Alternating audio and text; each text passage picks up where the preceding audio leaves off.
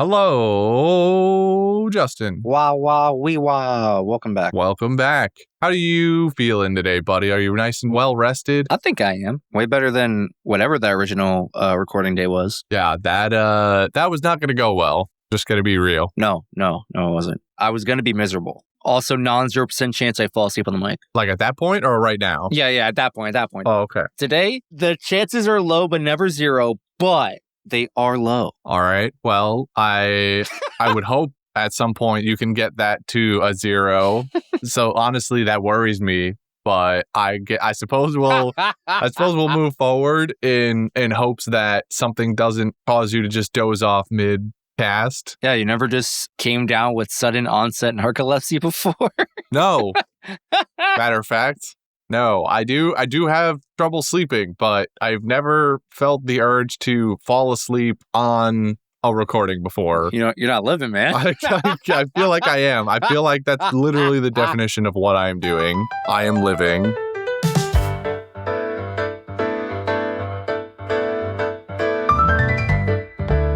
Anyway, kids, we're recording this on a day that is not a normal day, and it's after the holidays, so Merry Christmas, even though by the time you hear this, Christmas and New Year's would have passed. Yes. So happy Christmas, happy New Year, happy Kwanzaa, happy Hanukkah, and I don't know if there's any other holiday I missed. Google calendar didn't tell me. Festivus. Oh, Boxing Day, shouts to Canadians for whatever the fuck that fake-ass holiday is. It was yesterday. All right. Glad to be here. Summary time. There's nothing else to fill this podcast with. After a brief hiatus to the land of filler, we return to Wano as Luffy struggles to learn what Ryuo has taught him about haki, or Ryuo as they call it in Wano. Night falls with him still not having figured it out, and the prison packs up and goes to sleep, leaving Luffy and Ryuo in the circle with their death collars still on. They're not left alone long, however, as Caribou rolls up with Ryuo to help plan a getaway and deliver some much-needed food. Meanwhile, Kiku and the kids are still making their way to Udon, but despite saying they will be there by nightfall, the sun rises the next day with them still on the road. The biggest reveal for these episodes is that our happy-go-lucky companion Tonoyasu is actually the gentleman thief Shimotsuki Yasuie, but gets caught. Then we learn yet another name for him, Shimotsuki Yasuie, a former daimyo who was one of Oden's most trusted companions. Yasuie is then sentenced to public execution in order to lessen the emotional burden on Orochi for Komurasaki's death.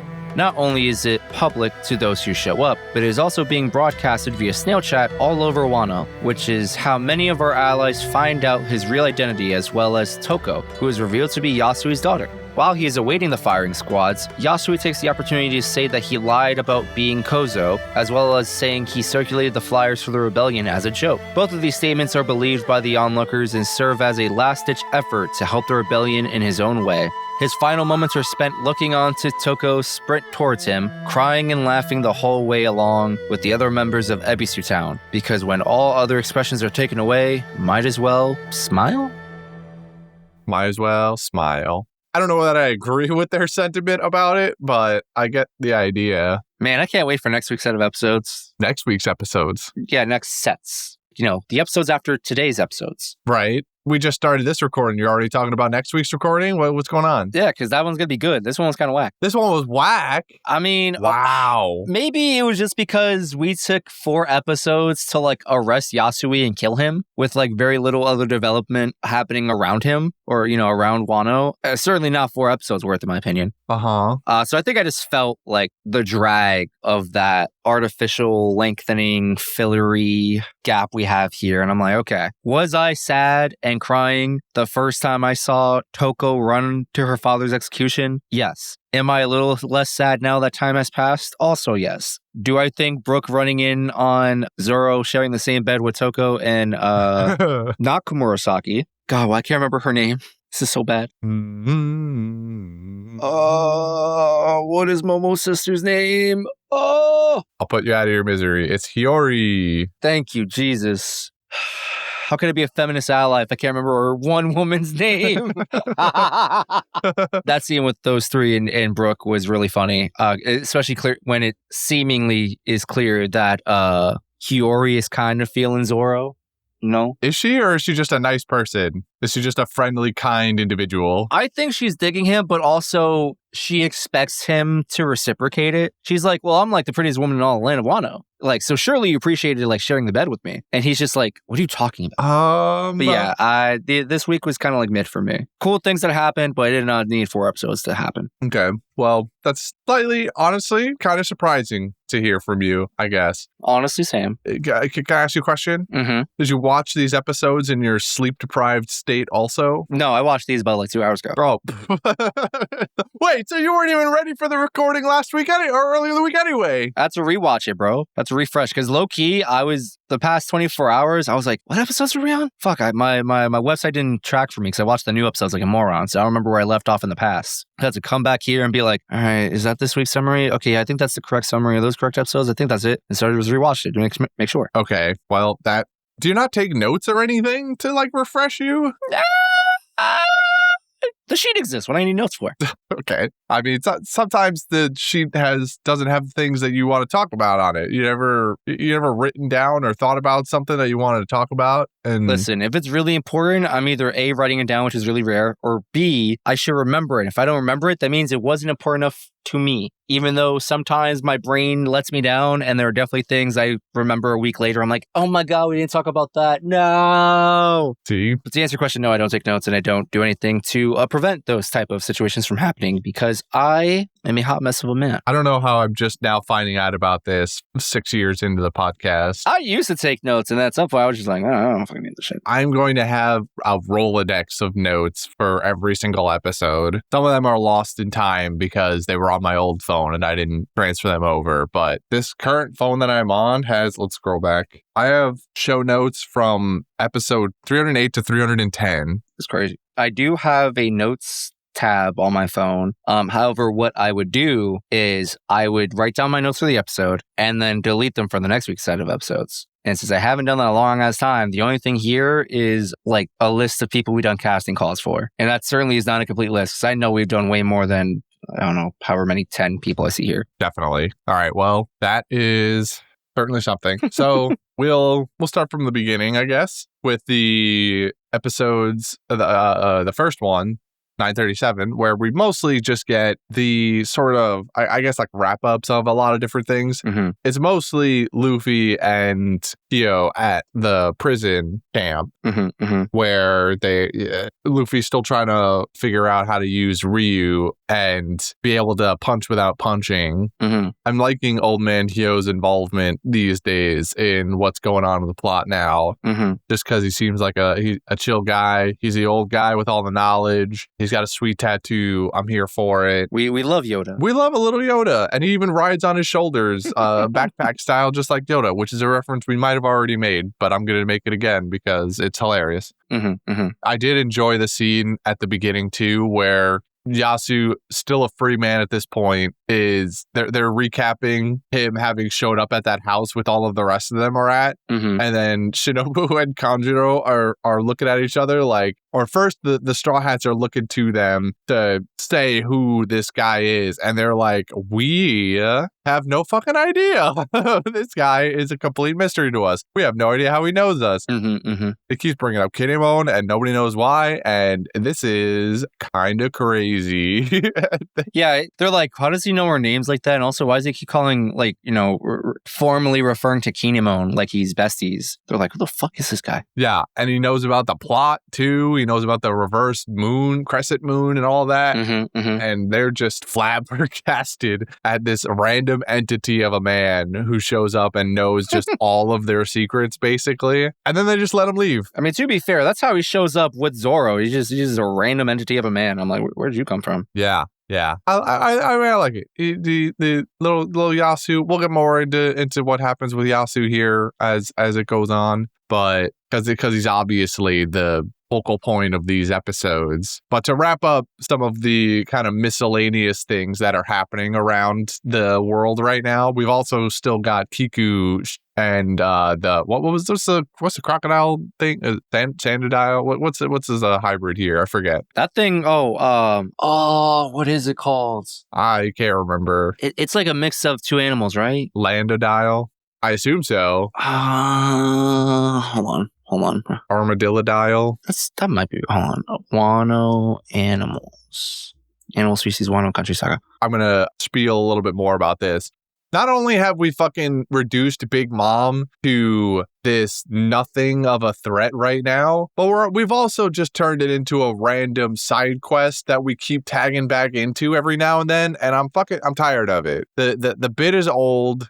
Every time we check back in, Big Mom's hungry. She asks Olin is hungry, and she asks someone how long it's going to be. They tell her that it's going to be a little bit more, and then she looks at Chopper like she's going to fucking pop him in his mouth like a Skittle, and I'm over it. I don't fucking care anymore. Just get them to Udon and let the actual plot happen where now Big Mom is going to be upset because there's no more red bean soup because Luffy's fat ass ate it all and Hyo ate it all. So now there's not even going to be anything for them there. So the part where I wasn't sure which version of this we're going to get, it really just feels like Big Mom's going to show up at Udon and see a giant empty tub of red bean soup and is going to go into a hunger pang. And let me tell you, I can't be less excited for that potential outcome. I don't fucking want it. I hope in a minor subversion of expectation, I guess, she sees that and doesn't go into a hunger pang and I don't know, maybe just like gets more sad or something. Surely there's more red bean soup in the prison, bro. I mean, look, they said that was the last of the red bean soup. When Queen asked for more the next morning or whatever, they said that it was all gone. Or no, I don't even think Queen got that far because he's mourning Komurasaki. So the goons behind him are saying to each other, hey, it's really great that this Komurasaki thing has come up because we don't have any more fucking soup to give him if he asks. So this is about to get double bad if he gets hungry at any point. It isn't prep time, bro. You just gotta prep the soup. At this point, it sounds great. They should be able to make more by the time Olin gets there with Kiku and the rest because, frankly, Kiku just flat out lied also. She said, we're going to be there by nightfall, and it's the next fucking morning, and they're nowhere in sight. Well, not only are they nowhere in sight, but like we could even make this a like diverging timelines sort of thing, except we see them again the next morning traveling on the Sandadial or whatever it is. And they're still not at Udon. So we've prolonged the already filler thing to fill even more time. Be like that. I don't want it to be like that. I want change. So Brendan asked a couple of weeks ago too when how we felt about the diverging stories here. Mm-hmm. And at first it felt okay. I was fine with it. You know, there was ways that this seemed like it was going to go, and I was okay with it. We got Kiku with all of them. Then we got Kinemon and Dogstorm having their own little powwow, collecting people for the cause, and that was cool. Luffy at the camp, and then like Sanji and Frankie and Robin and all them doing the Orochi Palace stuff. It was fine. There were things happening in every corner of the world. Now we're slowing that one down. The thing with Olin and Kiku and Chopper, boring. I don't want it anymore. Get them to the plot so that we can move on with our lives here. No, just trust this process, bro. We're gonna rehook you back in. Don't worry. That's great. Take less time, do it.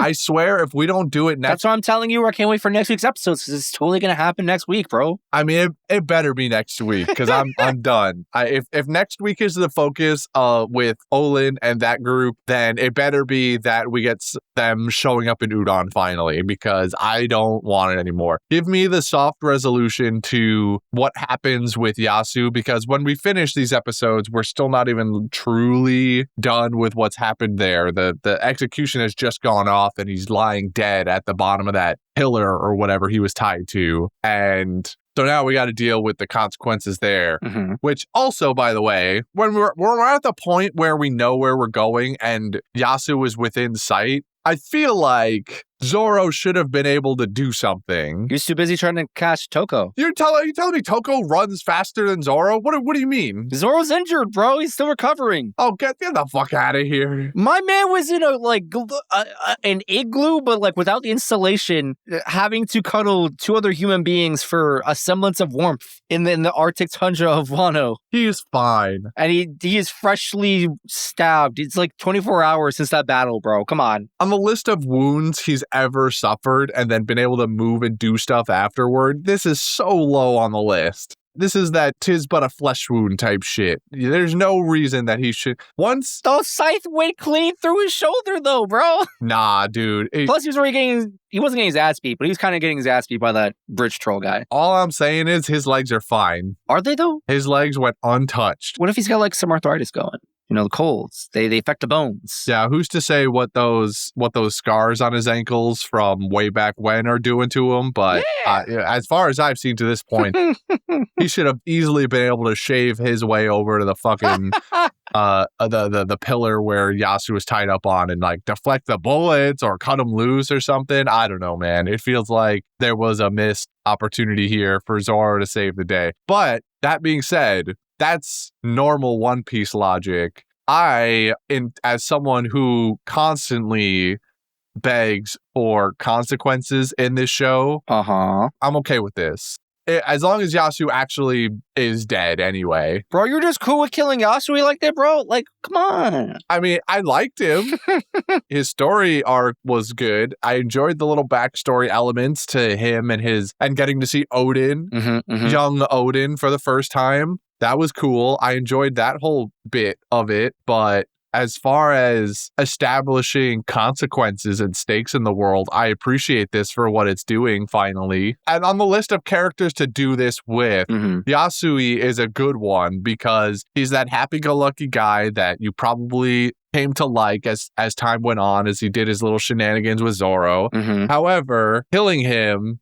So I should say killing him will have a bit of an impact. And then when you add on the extra layers of who he actually is, you get more weight to it. Not that I personally am going to cry over Yasui dying. I am sad when Toko shows up on my screen and she's laugh crying. But I'm not crying specifically over Yasui, but I understand that this is going to have impact for the characters themselves. And that is what I'm after. I like that part of it, where what Yasui stands for or what he's dying for is going to move the plot forward. That's fair. To answer a question from several minutes ago, Wani Zame is the name of that crocodile thing they're writing. And I think, I can't find an English translation, but I think it's literally just like a sharkadile. Sharkadile, that is it. That's right. Also, this isn't a spoiler because we've already seen them. There is a subspecies of animals in Wano called Koma, which I guess Koma just implies, it's like a prefix that just implies whatever the thing is, it's extra large. So like Komachio, which is like, he's an Inu, so he's a dog. Right. But his species is a Koma Inu, which means he's just a double XO dog. Just extra large dog. And I finally learned the name of that thing Basil Hawkins is writing. It's called a Komashika. It's like a deer, allegedly, but it mostly looks like a Kirin, which is kind of sick. Oh, right. That explains why he had some like mythical, logical looking creature he was writing. I was like, what the fuck is that? Yeah. He's got that wavy, it looks like a Flareon meets Stantler. Yeah. Big flowing mane, fiery aspects, and then these big ass antlers. I'm glad I figured that out finally. Do those octopi have a species? Because now that we know that there's more than one of them. Did I pass them? Please hold. Oh, I gotta check the list. I thought I saw them. I'm talking specifically for the listeners about the ones who would make that I don't even know what it is, that like dunk noise that you hear in anime all the time. According to this wiki, it is called a spring octopus. Spring octopus. Okay. Because we saw a bunch of them in the bathhouse as they were scrubbing people. Ah, yes. Yes. So now we know that there's more than just the one that we kept seeing, or we thought was just one that we kept seeing pop up on ships and in the ocean. Bring octopus. Okay. Any more species I need to look up? I think we're good for now. If anything else. Oh, actually, hold on. Those little lizard dudes, those little raptors, the Beast Pirates ride, they're called Madsauruses. Madsauruses? Yeah. I feel like we could have cooked that one a little bit more. Madsaurus is a dino species brought from Wano. Wait, brought to Wano by the Beast Pirates. What do you mean brought to Wano? Where did they originate from then? Oh shit, we got invasive species? What the fuck? You think they're from Little Garden? Is that where they got the dinos? Maybe. I mean, there are a lot of dinosaurs from Little Garden. That's crazy. We haven't seen anywhere else that has them. It's actually crazy. And we got a whole ass invasive species. Maybe they haven't maybe they just haven't unleashed them on Wano. They just keep them on the ship or something. surely these little, at least one or two have like snuck off, escaped, found a sharkadile to mate with, and created another new species. Oh my god. We got a trifold species. Maybe it works like fishman genetics. You just get either a whole new thing or some hybrid. Who knows? Yeah, or any other fish person in the past. Wow. Was there anything about these episodes that you didn't particularly like? No, I think there's nothing I was like, oh man, this part sucked, blah, blah, blah. I do think it's really funny that Kinemon and Co have doubled down on the mountain bandits. Oh, yeah. For the crime, and Hold'em is now invading the mountain, burning shit down. And I'm just here like, again, how do you expect this to turn into an ally? Like, I see the vision, but as I watched it play out in real time, I'm just here like, I don't know, man. I don't think it's gonna work. Yeah, I mean, like, you caused your homeboys, like, you essentially directly caused your homeboy to have a house fire. You ruined his home, you ruined his hideout, ruined everything. You did that. Yeah. And then Carrot and what's the other one's name? Wanda, thank you. And then Carrot and Wanda are sitting there observing, and they're like, yeah, okay. It kind of sucks that people are dying, but at least, at the end of the day, this seems like it's going the way we want it. And then Hold'em starts burning things down, and they're they're like, ooh, well, shit. Let's get out of here. And then they have to be like, they have to eventually. I don't even know if do Kinemon and Dogstorm know that his entire hideout got burned down now at this point? I don't remember if Wanda and Carrot get to report to them. I don't remember. I wish I did. But yes, ostensibly, they are the ones to blame for the fact that Doji does not have a fucking base anymore. And yeah, it does feel like a bit of a harsh one to impose on him, but I can't wait because there's definitely going to come a point where that whole scenario is revealed, and I can't wait for Doji to lose his shit over it. This is going to blow up in their face so bad. What else happened? You already touched upon it before I even asked, but I was like curious about how you were receiving this expansion to hockey lore and how you felt about like the general trajectory of hockey and its application in the universe. Like, do you feel like hockey is going to be the end-all, be-all power system? Like, fuck devil fruits, they're not even that important / good anymore at some point? Or if we've already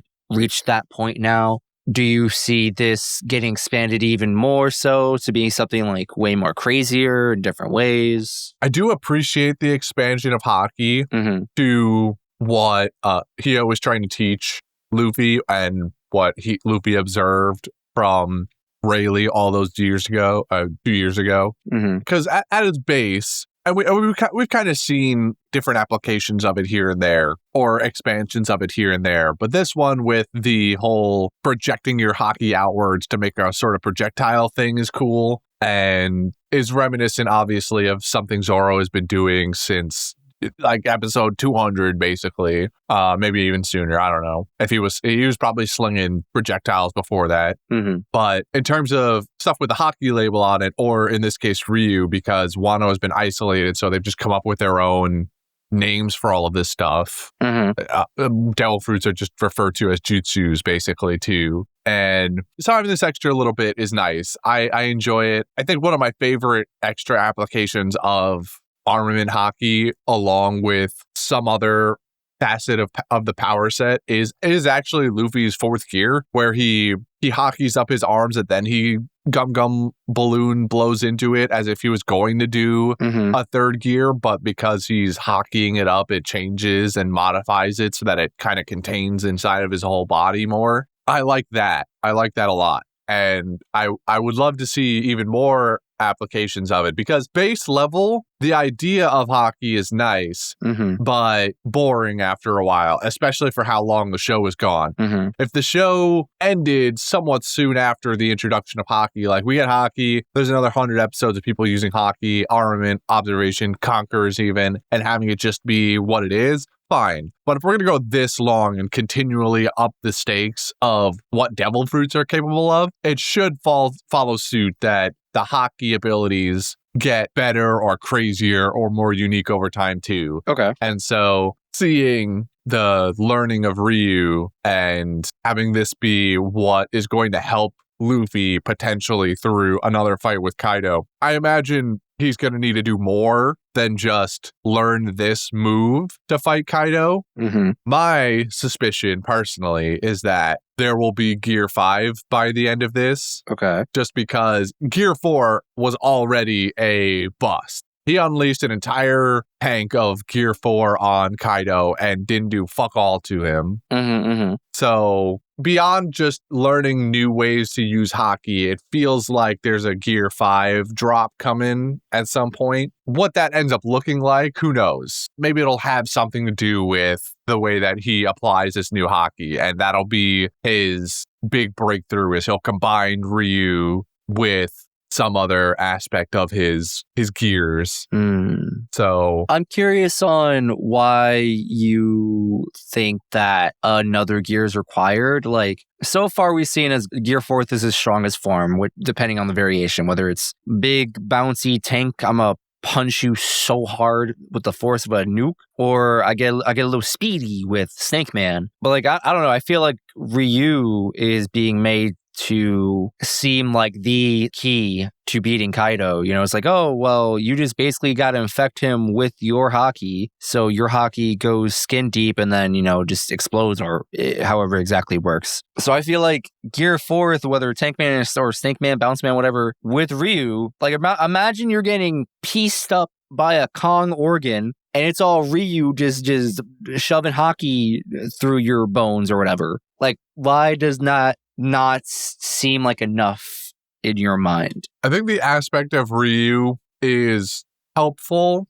for doing damage to him, but, and this could just be because Hio is old, but it seems like a somewhat taxing ability. Okay. We watched Rayleigh do it with ease, it seemed like. So can you get to a point where it can be done with ease? It would seem so, based on Rayleigh, unless he was also suffering some sort of kickback and he held back on showing the pain so he could aura farm in front of his student. But to me, it seems like executing this move is more Haki or stamina than would be, I guess, allowable in a fight with Kaido, especially an extended one.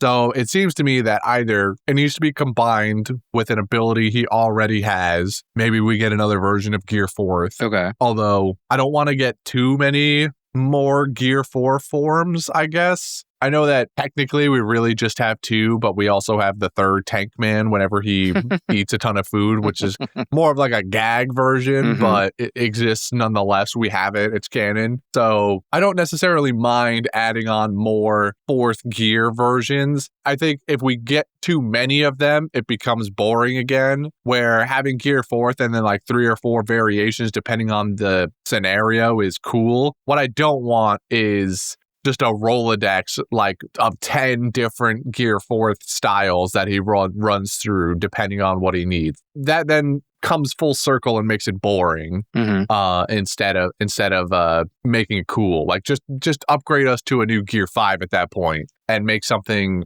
even cooler. So that's why I'm feeling like there needs to at least be a Gear 5. And then I guess in a meta sense, by the time we get back to a fight with Kaido, the show will have progressed like 300 episodes or something since we got like or 250 episodes since we got a last new gear since Gear 4th dropped back in Dressrosa. So in like the meta sense of the narrative of the show, it will have been a while since we got a new gear. So that's like my two-sided coin of why I assume Gear 5 will happen by the end of this. Fairs. What else happened here? Caribou's back again. Bro, I gagged when I saw Ryuo's face come out of Caribou's mud body. I was so uncomfortable. And I think I was mostly uncomfortable at him not being uncomfortable. He was kind of like, hey, what's up, guys? Yeah, Ryuo's chilling. Like, nothing was wrong. Like, he wasn't being freaking drowned in cement or whatever. I truthfully don't know what happens with Caribou's body when he just kind of engulfs a person like a macrophage or an amoeba. Yeah. But my man Ryuo was chilling a little too much when he popped up and said hello. Yeah. It does initially sort of pose as if Caribou is mocking him because Ryuo is also covered in the mud. Mhm. So his face is the same color as Caribou's mud skin muck. And so it kind of looks like a weird interpretation of Ryuo's face in Caribou's body. And then Ryuo actually speaks and it becomes clear that it's just Ryuo. But yeah, I hear what you're saying. It is a bit uncanny. And knowing who Caribou is even in the first place, you're like, oh yeah, I wouldn't put it past him to have tried to eat Ryuo. And then it turns out Caribou's just a little guy who's trying to escape also. It is something. Anyway, enough of that. Yeah. Ask me a question about Yasui. Do you think his attempt at like a bait and switch red herring kind of thing, did it work? Do you think it's going to work? Do you think the Capitol are going to be like, oh shit, we arrested all these people under false pretenses. Time to let them go. Oh, we got nothing to worry about for the Fire Festival. Tee-hee-hee. I don't think it will have achieved the goal of making them think a rebellion is not happening. I do think that, and also I'm going to sidebar it here for a second for something more lighthearted, I guess. I love that because this was something Brendan was harping on, and maybe even you too. I don't know. When I was complaining about the validity of the reverse moon tattoo, one of the things somebody said was just that, and I'm sure it was based off of future knowledge of what Yasu says in this moment, was like, oh, it's just a popular design. This is what all the cool kids are getting the reverse crescent moon. This is just what happens. So I was remembering that as Yasui was saying it, and I was like, you motherfuckers, pulling Yasui's words as your own. Okay, no, yeah. I think his goal of denying the idea that there's a rebellion is probably not going to work. However, I do think, and they sort of allude to it anyway by showing you some of the random foot soldiers that we've kind of seen in the past. We've seen them losing their faith in Orochi's mental faculties, basically, that he's just a nut job. And while they may still think there's a rebellion, the level at which Orochi's paranoia has gotten to is becoming more and more apparent to them. Even if it's not really paranoia, he happens to be right that the Akazaya 9 are back and coming for his ass, but there's been no proof of that. And he just more and more sounds like a raving lunatic. And I think that part where the foot soldiers and anybody else are going to be less and less likely to follow his orders or comply very well, especially when it comes to Kyoshiro being the one leading them, because we get little bits here and there in this episode too of him talking to Orochi and I don't remember the guy who's in charge of the ninja clan that works for Orochi. I also can't remember that earlobe asshole's name. Just kind of call me earlobes. Yeah, giant head, long earlobe guy.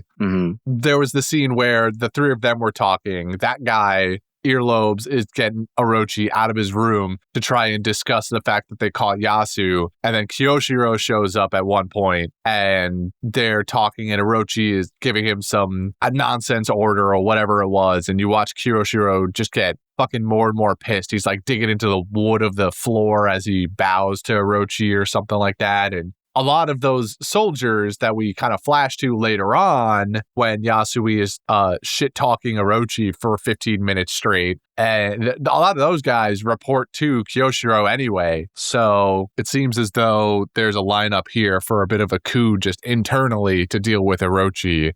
So I am interested to see what that effect Yasui's speech has on the broader tone, I suppose, of what goes on in and out of the palace. Okay, fairs. Here's what I'm not sure about while we're on the topic of what Yasui was claiming. He initially gets caught playing the role of Hozo, who is the Robin Hood-esque figure that's been chilling in the capital. Yasui, so I'm going to take a step back and get back to my thing in a second. Shimotsuki Yasui is his full name, was a daimyo who is, how to explain daimyo? I guess daimyo is best explained as, if you're familiar with U.S. government politics, a daimyo would essentially be like a governor, I guess, of a town, more or less. Yeah. I think that's correct. I was thinking the exact same metaphor. I think the daimyos are technically right underneath the shoguns. So it's not strictly the best analogy, but daimyos are effectively the leaders of specific townships or areas of land in Japanese culture in Japan, or the kingdom, parts of the kingdom that they were in. So he was a daimyo, and he was a daimyo, I think, before Oden rose to power, but then also was under Oden. So, and he was close friends with Oden, which was nice. Again, I enjoyed seeing the little backstory snippets of him fucking around with Oden. Oden, a fucking massive unit of a dude, by the way. This guy is fucking huge and jacked. He's like 8 feet tall and just completely ripped, but also kind of wasn't really into the whole idea of ruling. And Yasui was very much like, you got to do it, dude. This is just how it's got to be. You're the guy. You're gonna do good for this country, kid. And so you need to rise to the occasion. Also, wild haircut on Oden.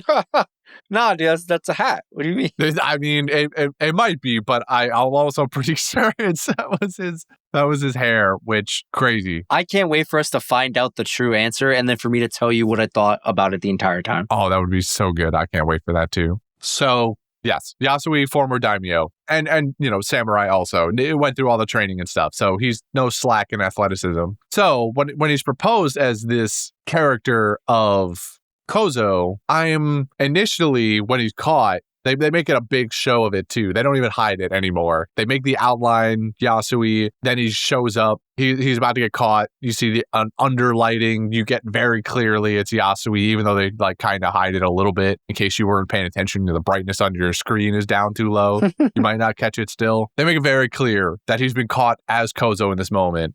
And then he admits to being Kozo later. And then he unadmits to being Kozo, and says it was basically just a prank. Like he wanted to just draw attention to himself and get caught by claiming he was Kozo to make all of these other claims about the revolution flyers and such. I don't know what to believe anymore on this front.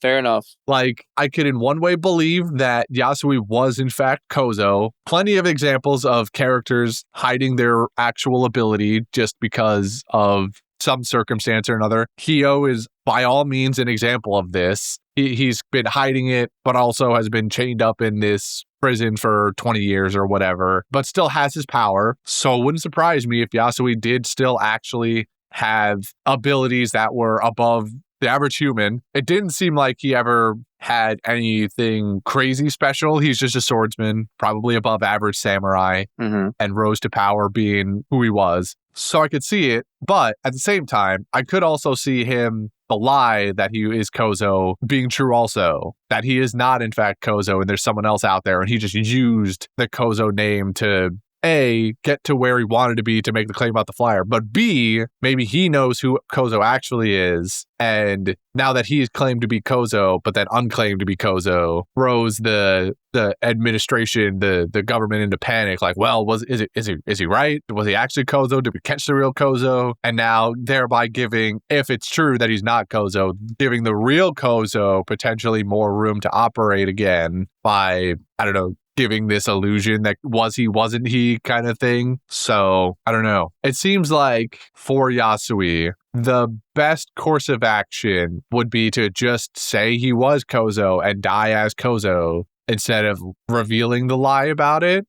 So at the end of the day, I'm not really sure which way I fall on either of those things. I'm just bringing these to the attention of everyone as to what I'm thinking about this one particular aspect, because it's the one thing that kind of doesn't make as much sense to me about why he did it. The flyer thing makes perfect sense. He wants to try and sow the seeds of discord and also give the revolutionaries some room to breathe. But the Kozo thing gives me pause. I don't know which way to go on it. So I will go into the next episodes and subsequent episodes, keeping in mind both sides of my thought process. Fair enough. I can't wait to, figure it out with you.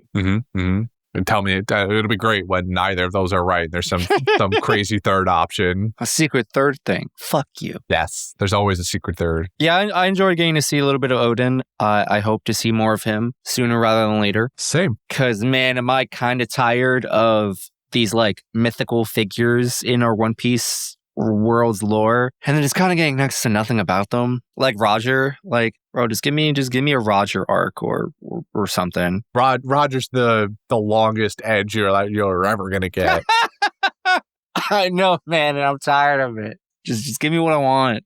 Man, poor Toko, bro. Poor Toko. Poor Toko. I feel so bad. I claimed at somewhere maybe 20 or 30 episodes ago that I was tired of these children catching all these fucking strays, dude, and I'm still tired of it. The kids have been getting too fucking hammered with sad shit this entire arc so far.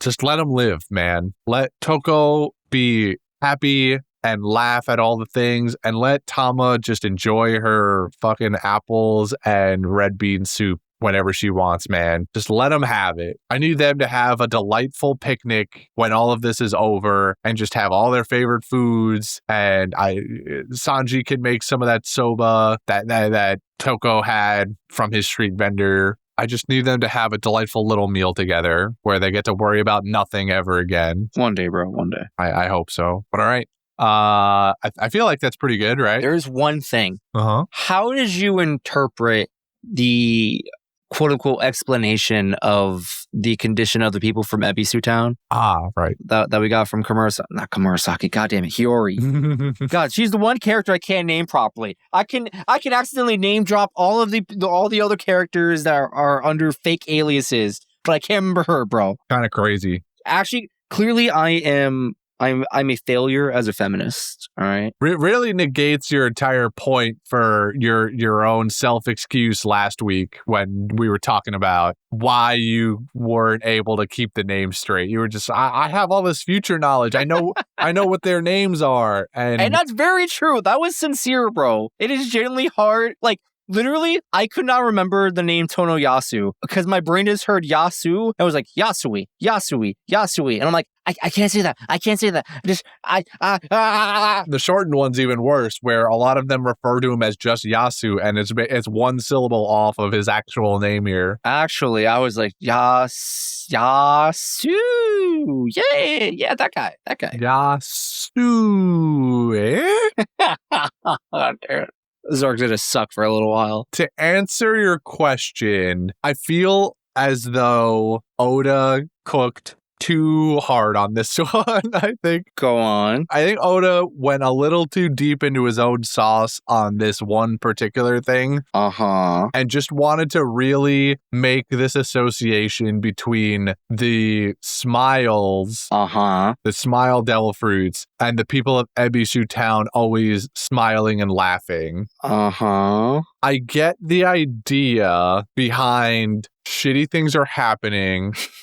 Okay. So we're going to laugh about it instead of being sad. That's like an actual tactic, I guess I'll call it for lack of a better term, for people when it comes to being oppressed by others, is continuing to show joy in the face of tragedy.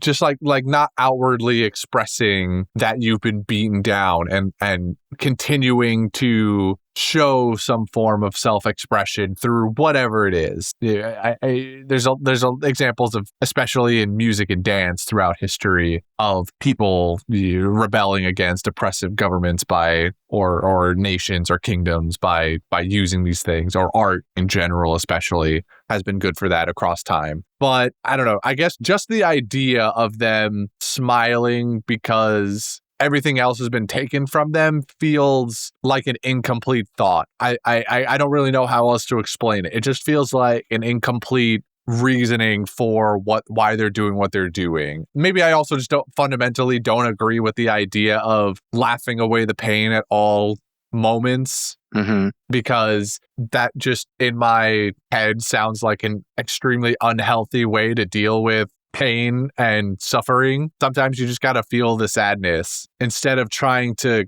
laugh through it. Just cry, it feels too taxing, too disingenuous, maybe is another word I'm looking for here. I don't know. There's something about it that just doesn't fully sit right with me, and I don't fully agree with the idea of it, I guess, is what it comes down to. I shall say or ask no more other than saying, I can't wait for next week, bro. Like, your opinion on that topic is wrapped into what happens next week. I ain't saying shit. All right, I've spoiled enough on this goddamn podcast. All right. You can't fool me anymore, Mr. Magic Man. I've spoiled the one big spoil of the arc. I don't know. I feel like there's probably things you could spoil that are worse than what that was. You're right, but those things are much easier to keep under wraps. This one was really hard for me. All right. I'm going to move us on now to Gabe's Fun Facts. Gabe's Fun Facts. All right. Hello. This is Gabriel speaking to you, strung up to a pole, just like Yasu. Oh no. Seems like the Orochi Oniwabanshu got me while I was taking a nap. I never thought it'd end like this, but that's life, I guess. Even in the face of death, I won't sacrifice my duty to bring you fun facts. Let's get started. I'm starting this set with the manga to anime differences, and you'll see why in a minute. Luffy's Conqueror's Haki, throwing the prison guards in the air, is made up by the anime. Guess advanced armament hasn't lost its only selling point yet. Which I also did find that strange, that like Conqueror's Haki is kind of evolved into this physical wave of energy that can actually physically affect people in like in a movement sense. We've gotten obviously plenty of it where you exert your pressure of Conqueror's Haki and makes people pass out. But now we're moving into an era where it seems like Conqueror's Haki can also just swipe you off your feet and toss you like a rag doll. Which I don't know how I feel about. I mean, I guess this goes along with my expansion of hockey thing and that part. Luffy has a couple of times gone head-to-head Conqueror's Haki for Conqueror's Haki with people. He did it with Doflamingo, and I think he does it with Katakuri also. Either way. Moving on. The scene of Yasui being caught is actually made up by the anime. What? In the manga, it's intentionally left up in the air, whether he let himself get caught or not. I honestly really don't like this edition. It kind of takes away from his sacrifice. Oh well. That's interesting. I wonder if I would have the same thought about him being Kozo if it was like the manga where he just is caught and you don't get that extra little scene of him actually getting caught. I don't know how that would fare. Kyoshiro gripping the floor in anger as Orochi is waffling is an addition by Toei, and a really weird one at that, since it's a really blatant mischaracterization for him. The guy should be loving everything Orochi is saying. Him being angered really doesn't make sense. Odd. I don't know if I agree with that necessarily. Kyoshiro has already expressed his distaste for Orochi. Interesting. What was being said in that scene specifically? I don't quite remember. I do not remember myself. However, I do remember something I said to Devin last night while I was rewatching these episodes that I don't think I've ever expressed on the podcast. The casting for Orochi's voice is great. Because I hate listening to that bastard. Primarily whenever it just comes to him laughing or like just whining. The whiny, shrieky, like exaggeration of certain like syllables and sounds that he makes. I'm just like, shut up. Yeah. Please, I want to punch you in the face. Shut up. So good job on that end, but fuck is Orochi annoying. He's like one of my least favorite characters. Not for anything he's done. No actions. Just listening to the guy makes me want to pull my hair out. Yeah. That and combined with the way he looks, just incredible job. No notes. Just that hunchback. His head is gigantic and looks like it's in the middle of his body, basically, and his shoulders just come up to like the points, basically. He's hunched over, ugly looking motherfucker. Okay. Toko doesn't actually tell Brook that Hiyori was an Oiran when he says that she is as beautiful as one. Thanks, Toko. Devin might not have caught that joke otherwise. In the manga, a random subordinate of Hold'em's actually started the fire in Curry, not Hold'em himself. That's one crime off his back at least. Now Hold'em is only guilty of animal abuse, child abuse, indirect arson. Guys, I'm starting to think that this guy might not actually be all that good. What? All right, well, anyway. Nobody actually questions why the citizens of Ebisu Town are laughing until Yasui dies. Nami's group questioning this fact beforehand is made up. Oh, okay. Daikoku never actually fired a shot at Yasui in the manga. What? You don't remember who Daikoku is? It's like you read my mind. I was just about to ask. You're telling me you completely forgot my entire lesson. On the Orochi Oniwabanshu that I created when they were introduced? Screw you! Screw you, Daikoku. Uh-oh. Sorry, Gabe. You know, I was looking at Daikoku with the air of like, you look really familiar. I just don't know why. Mm-hmm. Daikoku is the one with the red helmet on or the pink helmet on, right? Yeah. I think that's my understanding. I could be wrong. I've been wrong before. Yeah, I've been wrong before. He's got like the long hair. That's Daikoku. He just looks like a traditional samurai armor with a lot of pink hair, or what I thought was hair. More or less, yeah. Long pink hair. Mm-hmm. I assume. I assume it's his hair, not just part of the helmet, if he's even wearing. A bold assumption by us, honestly. Yeah.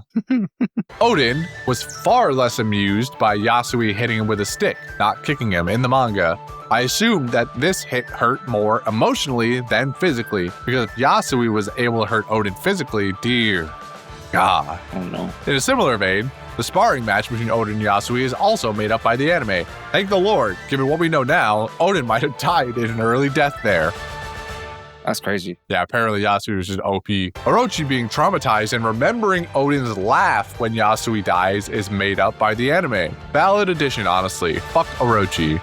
All my homies say Orochi. Fuck Orochi is right. I don't remember Oden's laugh being layered over, though. I believe I watched it, but also it's been like a week since I saw the episodes now. Maybe I should have also rewatched them. Lastly, and we have a little manga panel to go along with this. Lastly, when the citizens of Ebisu Town were grieving over Yasue, Luffy and Hyogoro were actually still fat when Luffy commented on them laughing. Guess the rubber stomach also gets weakened by sea stone. Damn. That's tough. We're minimizing Luffy's fatness here. This second section is dedicated to Caesar. Okay. Fuck you, Caesar. That's the end of the section. All right. Interesting. Good talk. Not sure why we're bringing Caesar into this, but I guess since we're saying to fuck Orochi, fuck Caesar too. Might as well. To end things off, this next and last part will be entirely dedicated to our fallen hero, Yasue. Now that his true identity has been uncovered, I can say a lot more about him. Yasue's name is very likely derived from Tokugawa Ieyasu. Sorry, Brendan. That was for the pronunciation. I think that was pretty good. Ieyasu? Ieyasu, something like that. I don't know, I'm not Japanese. Yeah, there's a style of fighting that I think is called like Iai Jutsu or something like that. Swordplay. I think it's literally spelled with just an I, but it's pronounced like Iai Jutsu or something like that. Anyway, Tokugawa Ieyasu, who was actually the last ruler of Japan before the Tokugawa shogunate took over in 1603, starting the Edo period. He transitioned over to becoming the first shogun of the Edo period after the takeover, though he resigned only 2 years after earning that title. Yasue's design, specifically as Tonoyasu, is most likely derived from Hyotoko, a comical character from Japanese plays who is usually portrayed by actors who don masks that look like this. And there's a little accompanying image for that for us here too. Hyotoko. That's interesting. That's like a derivation of his daughter's name, Toko. Otoko. And also Old Man Hyogoro. He is said to bring laughter and joy and fire, hence his name meaning fireman, and he makes music through a bamboo pipe, which is why his mouth is shaped like it is. The mask that we're looking at a picture of, it looks like, if anyone's familiar with Demon Slayer, the swordsmiths, that's about the most topical reference to them that I can make right now. And other people. I forget specifically what entity those masks are supposed to look like. His false name, Tonoyasu, actually included some subtle foreshadowing to his true identity, as Tono very easily translates to Lord. Oda, if I catch you, shakes fist at the air. Lord Yasue. Very nice. He can't keep getting away with this. He can and he will. Yasue's favorite food, as revealed on his fever card, is rice. A very humble man indeed. I like rice too, but come on, Yasue, get some. There's got to be something else that you like more than just rice, right? Like it's versatile and works in a lot of ways, but just rice. Hey, rice is great, bro. Rice is great. Rice is so good. It is found on every continent, bro. That's how good the shit is. Just proliferated through everyone's cultures. Everyone fucks with rice. That's what I'm saying, bro. Finally, his execution is heavily based on old crucifixion executions, which were common in feudal Japan. Yasue's death in particular, though, heavily resembles the legend of Tori Sunemon, which I will recount here to end us off. Tori Sunemon served the Okadaira family, who actually served under Tokugawa Ieyasu during the Edo period. tying this segment around to the beginning, when the fortress of the, Oidera family, Oudeira, for anyone who wants to correct me, came under siege from the Takeda clan. Tori, who was already renowned for his bravery, volunteered to sneak through the siege lines to go and request help from Yasu. I'm going to go back and forth probably in saying this a couple more times as the rest of this paragraph progresses, so go Minasai. He succeeded in this mission, but was unfortunately captured by the Takeda clan on his way back. When Tori Sunemon was strung up to a cross to be executed, the Takeda clan ordered him to shout towards the Ukudara family that help wasn't coming and that they should surrender. In an act that made him go down as a legend, he instead shouted to his compatriots that help was on the way and that they should keep on fighting. Fuck yeah. That's a hero right there. Hell yeah. Though there is some dispute on whether he was strung to the cross before or after this show of bravery, the end result was unfortunately, of course, his death. Much like Tori, Yasui used his final words to encourage and reignite the revolution, and he will go down in history for it. May he rest in peace. Anyways, that's all for this week. Unfortunately, I think that's the last thing I'll ever say. Wait, he missed? Oh, I forgot. This world operates on One Piece logic, and apparently Star Wars Clone Trooper logic too. These guys can't aim for shit. And now they shot my chains open. I gotta start running before these guys catch up to me. See you guys next week. Have a nice day. Bye-bye now. Goodbye, Gabriel. Thank you for your fun facts. I hope you make it out. Speaking of, what's next week, Christian? So, next week is 941 to 943. Wahoo! All right, moving on to quotes. Let's see. I have a couple quotes. I'm going to take the floor here from you. The first one that tickled my fancy was from some random goon of Queens who, while more people were entering the fray to fight Luffy and Hio, some random dude in the background somebody goes, kill Straw Hat Luffy, and then another guy in the background goes, yeah, and kick that old man's ass too. Boo! You're pushing your luck, pal! I can't wait to see you lose, Straw Hats, and murder that old man too! Whoa. I do remember that. Old man Hio was like, whoa, what did I do? He was like, hold on. What the fuck, guys? I can we talk about this a little bit? Damn. That got me. That was fun. Next quote from the boy Yasu. When he's first getting pulled into the capital, he arrives or is pulled out of whatever cell and he sees broad daylight, clear and sunny out. And he says, seems like it'll be a lovely day in Flower Capital City today. What fine weather today. Such a pleasant time to be in the Flower Capital. On some, it's a terrible day for rain type vibe.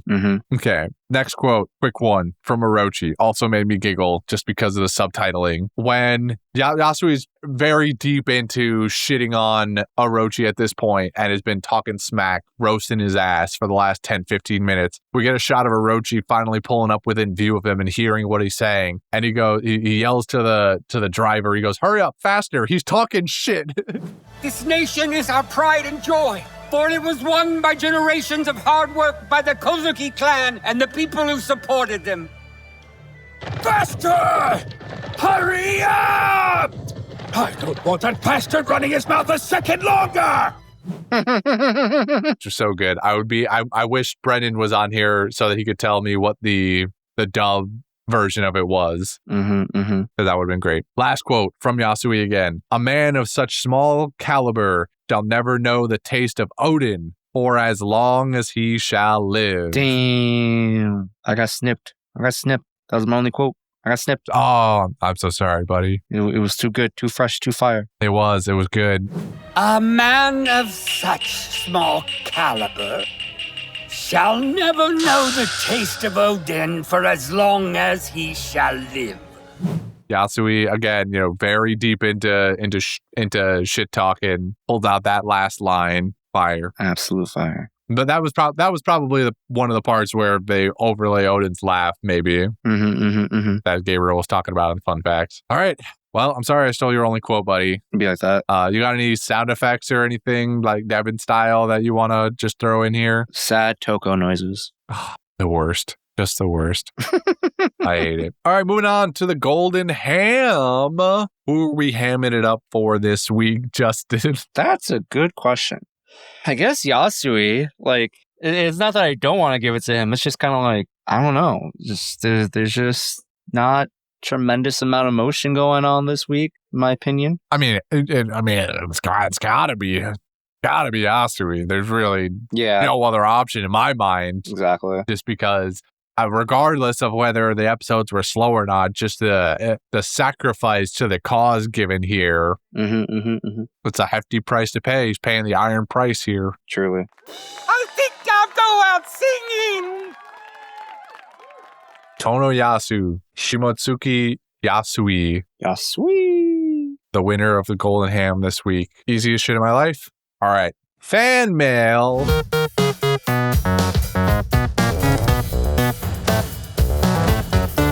Justin, is there any fan mail this week? So no. Oh, man. Because there is another quiz from Zach. But we want to have at least one more person on before we do it. Oh, okay. Yes. Good idea. Yes. I would love a third person to be on so that we can all experience it. It's another like slideshow format. So fan mail coming soon. Fan mail coming soon. Need more fan mail. Email us your questions, comments, concerns, fixes, your own fun facts. Yell at us. I don't know. We'll read anything. Comments on various platforms. DMs. Actually.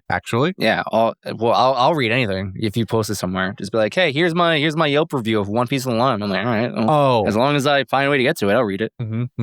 Yes, absolutely. Reading is good, especially when our country's not doing too hot because we're at reading level average. Truly. Okay. Well, with that being said, we are moving on to the Garb Gab. Gabu, gabu. Gabu, gabu. All right, Juice Boy from Devin's Place. We have an actual Gab again to use. All right. I'm gonna go in with the technique I learned from Edo period ninjas. All right. Okay. I'm gonna stick my hand in so fast and grab the thing, whatever it is this week. Yeah. So quickly that it won't even faze me or you, no matter what it is. I won't even know you have it. Won't even know you have it. All right. Oh my God. Whoa.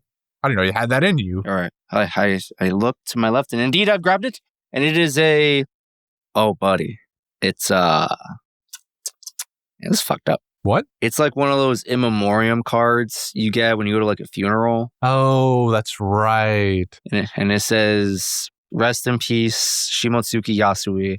And oddly enough, it has the Garb Gab on it, and we're doing a casting call for Kinemon. Kinemon. Yeah, I was out of construction paper, so I just grabbed the next closest thing that I had. Somebody had dropped off some of those memorial cards. Damn, rough out here. All right. Well, how would you like to lead us off here on the casting call? I will. First things first, it's been a long time, but Robert De Niro, the greatest actor to ever live. Play anybody, anywhere, anything. That doesn't feel like the same actor you usually say. I don't think Robert De Niro is... I think you've got the wrong guy. I mean, I appreciate the switch up, but I think you've forgotten your own meme now. Wait, what did I say? Is Robert De Niro your guy? Yeah. Did I not say Robert De Niro? No, you said... Okay, so here's what it is. There was like weirdly two layers to this. One, you said Robert De Niro, and my brain auto-filled Robert Downey Jr. But also, even after I realized you said De Niro. Isn't your meme somebody else? I thought was it Robert De Niro? It was always Robert De Niro, the greatest actor to ever live. Oh, okay. I'm just misremembering it then. My brain did a dumb in two different ways then. Carry on. It'd be like that. Maybe I need to go to sleep. But the rest of my list proceeds with, I feel like a young Danny Trejo would do a great job of being Kinemon and really grasping the stoic, maybe even slightly rugged look and also being funny. I think a young Danny Trejo would do that. I saw a picture of him from like the 90s maybe, and I was like, that guy right there with that particular haircut, that's my Kinemon. All right. He might look like a Vato, but that's okay. That's my Kinemon. Other pick here is Hiroyuki Sanada. Oh, okay. I don't know this person. I know him from playing one of the hotel managers, I think, from the John Wick universe in Japan. Can you spell that for me? I want to look at this person. Hiroyuki Sanada, Sanada. Ada. Oh, okay. Yes, I do. I know this man. I think he's also in some like FX show called Shogun Shogun. Yes. and Rush Hour. He's like pretty well known these days. Mm-hmm. He's also been in a lot over the years. And then I'm not going to lie to you. I was working hard for this one because I was like, I just can't think of an actor that just captures Kinemon in my brain. So I just kept scouring the depths of my mind. And eventually I remembered. So for anyone who's been paying attention to the casting list of what's the upcoming Street Fighter movie, there's a ton of celebrities. There's also quite a number of wrestlers who are casted as characters in that movie. One of them is Hiroki Goto, who's a pretty well-known Japanese wrestler as Honda's whatever character he's playing in that movie. And so that got me thinking. I was like, what could Hiroki Goto play Kinemon? And I started looking at him. I was like, nah, that's not Kinemon. But you know who I did think was Kinemon in my eyes? The ace of New Japan Pro Wrestling, one of the greatest wrestlers to ever live, who is going to retire in, I think, a week. Actually, yes, a week from today. This man will be retired from the world of professional wrestling in terms of in-ring action. And that man is Hiroshi Tanahashi. Okay. Go Ace. That's my true Kinemon pick right there. Okay. Shout out to Hiroshi Tanahashi. All right. Okay. Some solid sounding picks there. I like it. I love it. So my first thought, somewhat recently, I was watching the live action Avatar with my sister. And I was remembering one particular gentleman from it. Been in a lot of other things too. There's plenty of other projects that this man has been in. But he plays in that show Fire Lord Ozai. His name is Daniel Day Kim. And I just thought that, obviously, Fire Lord Ozai is the only thing I've seen him in personally. There might be something else that I just can't think of. But he is also, when I looked into, so I knew he could do the serious parts of Kinemon well. And then when I looked into background of other things that he's done, just based off of what those things are, I figured that he would probably do a good job of the kind of goofier sides of Kinemon also. For instance, he has a voice in K-pop Demon Hunters. Whoever Healer Han is, I have not watched it yet. Please don't hurt me, everyone. That's crazy. That has. I don't remember that character, so I wouldn't even know. I'm just assuming based off of what I know the vibe of that movie to be, that he is probably somewhat less serious than he was as Fire Lord Ozai. There's also, which I know to be a goofy video game series. He's in Like a Dragon, the formerly called Yakuza series. So there's that. And there's a bunch of other things that I know a little bit less about, but he's in some animated Star Wars stuff. He's got a surprising amount of animated voice acting roles. Yeah, there's a lot of that going on for him. He was in Saints Row for other video game stuff as well. He was in the Divergent movies as well. This is a tangent now. Have you ever delved into the Divergent series at all with your Hunger Games obsession? You know what's really funny? After I did my recommendation / did my spamming of the Hunger Games, I was like, what's that other franchise? Or there was like two other for like book series franchises that are becoming movies around that similar time frame. And I remember Divergent. I was like, I'll jump into Divergent next. And then I remember... Wait. Did you figure out... Wait. Did you remember the other one? I want to guess it. Oh, yes. I think what you're going to say is The Maze Runner. Yes, exactly. Because I was a big fan of Teen Wolf on MTV, and Dylan O'Brien was like becoming like a household name kind of around that time. Where I was like, whoa, Dylan O'Brien's in this movie. It looks sick. All right, time to watch it. And I definitely did watch it. I don't remember a goddamn thing about that movie. Oh, yeah. Man, I remember I read all of these books, Maze Runner, Divergent, and Hunger Games. I remember the most about Hunger Games and Maze Runner. I actually don't remember as much about Divergent. I just know that it fell into that similar category of books that people who enjoyed Hunger Games read also. I know I read most of the Divergent series, but I did not get into much of it, like remembering a lot of it. Or the movies. I don't think I watched all the movies either. Anyway, that's one of my picks. I am kind of astonished that you at your first pick, because I, in just a random like thought haze about this, because I wrote Kinemon on the card as a character that I thought would be interesting to come up with, but I didn't do any forethought in regard to like, if this came up, what would what would I choose? So in a haze of trying to remember actors, I thought about Spy Kids, and instead of going your direction, I went for Antonio Banderas and thought that he would make a funny, like, dad style character, but also goofy and kind of off kilter sometimes, like Kinemon is. So I see the vision. I can't believe we ended up in a similar thought process there. That's from Danny Trejo and Antonio Banderas. That's wild. Truly. And then so like I got Antonio Banderas, and I was kind of I guess just questioning what I would make, because normally we like to round this out with 3 actors. And so I was racking my brain for any other characters. I think maybe a younger option potentially here, and maybe this one's a little bit of a hot take, but I think maybe if he really dedicated himself to doing it, that it could be pretty good. I was thinking that maybe Steven Yeun would be a decent pick for Kinemon also. Interesting. So who we're talking about here? We're talking about probably maybe his most popular role as Glenn from The Walking Dead. Also provides a lot of voice acting for different projects over time. He's in Invincible. He is Mark Grayson, the titular character. And there's a bunch of other projects, TV series, animated stuff. I think he's in a couple of video games too, maybe even, but I don't remember any offhand. I just feel like maybe this is a more goofy version of Kinemon, but I mean, and to be fair, Kinemon has been mostly a goofy character up to this point. It's only in Wano where he has turned into a bit more serious as he locks into the Revolutionary Army stuff. But I don't know. It feels like you put him in the outfits, you give him the directing, and he could probably do some good stuff.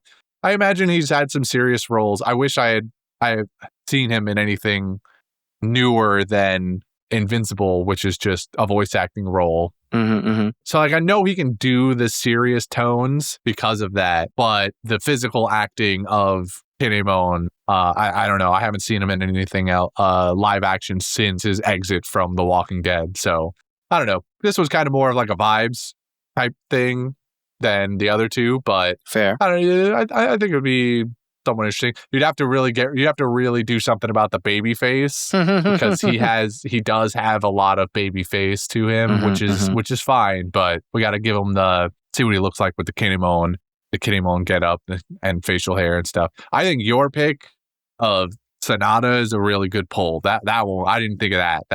That's good. I like that pull a lot. Okay. Nice. But all right then. So that's another casting call. It's been a minute since we've done one of those. Yes, it has. I'm glad we got that one. Well, I guess would you like to do the thing, Justin? Devin's not here. Absolutely. So if you wish to support the show, consider signing up for a membership at pandasightings.com, where you will get extra content like in-person recordings and vlogs.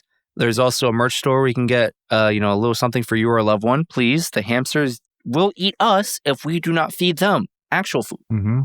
So please help us give them actual food. And speaking of recent content updates, we just dropped a Panda View recording for The Substance, which was really fun. Oh, did that drop? Yes, it did. Oh, hell yeah.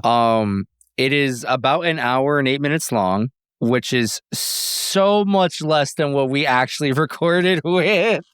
Oh, that's a hefty cut. I mean, I know 20 minutes of that is fucking with the cameras and stuff, but all right. Also, yeah, as the episode progresses, you can tell just how fucked we were as each camera kept dying. Oh, it was great though. It was good. Highly recommend it. Also, Jordy uploaded our little employee staff meeting recording. The meeting thing? Yeah. We did that one night. So that's there if you guys want to see what our creative process is looking like behind the scenes. I was talking to Devin last night, and he said he's been waiting for a shipment to come in for weeks. now because it's very integral to what his upcoming planned vlogging series is going to be. So, be on the lookout for that. Yeah. He did tell me about this plan also, specifically what it is. Mm-hmm. I mean, did he actually tell you what it is? I don't know. I'm not saying to say it. Yeah. Okay. Yeah. He's told me about this too, and I think it's going to be fun for however many parts he can get out of what he's going to do. So I'm looking forward to when he finally gets all that in line. That'll be a fun little probably series of videos if possible, because what he wants to do is going to take a long time. That's his goal. Yeah, and we'll let you guys know here when those videos can start getting dropped. It won't be for a while, but so this is a little teaser for it because he needs to get the thing and then set up and actually do the thing, and then the videos need to get edited. So it'll be cool. There's a lot of stuff going on. Yeah, so you'll see in like 2 weeks. Yeah, so basically by this time next week, you'll have seen the entire thing in full. Absolutely. And if you remember and you see the extra little video stuff of our staff meeting, then you'll know a lot of the other stuff that we plan to do in the near future, and it's cooking up pretty well. But alas, 2026 is going to be our year. It's our year. We're gonna do all these extra things. We're putting out more vlogs. We're gonna get our anniversary video and recording out on time on our actual recording. Probably not, but we can dream. With that being said, you've all been lovely. Thank you for sticking around and listening to it even after Justin did that spoiler. And have a lovely day. And I hope your new year has started off right. Bye-bye. Mwah. Bye now.